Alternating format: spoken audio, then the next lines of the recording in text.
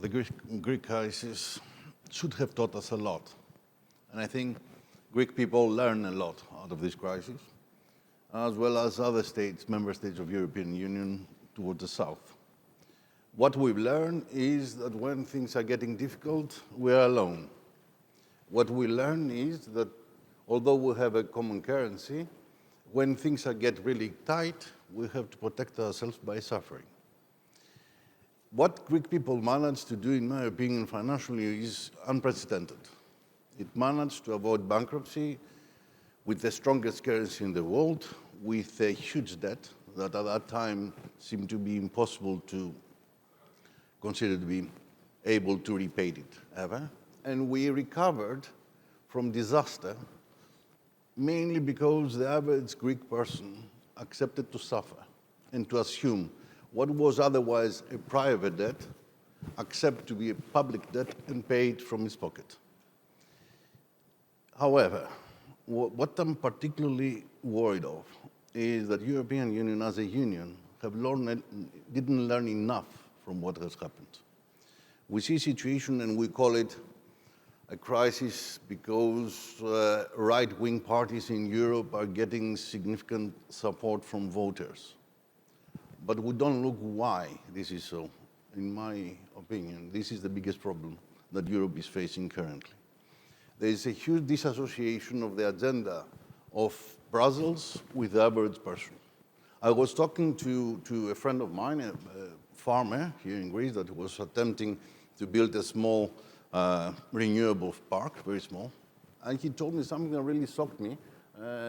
I thought of it later and I said, maybe he's right. He said, we are governed in practice by people that prefer to protect the European wolf, the European bear, but forget the fact that I'm unable to survive with what I'm producing.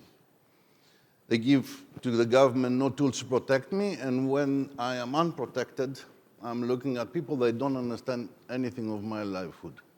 The disassociation of the agenda of the European Union currently with the average person in Europe is what creates what we called Euroscepticism.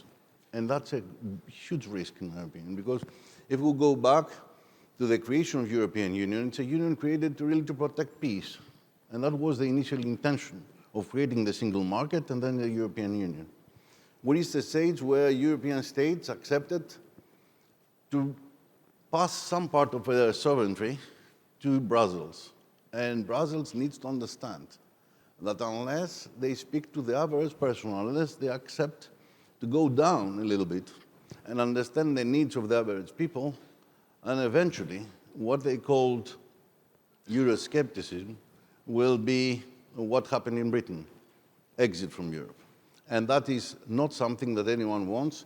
European Union, in my opinion, is the only way forward for the continent. However, we cannot regulate every single activity of economy to the extent that Brazil is doing currently, without actually deciding to spend, to produce something in Europe which is cheaper and competitive around the world.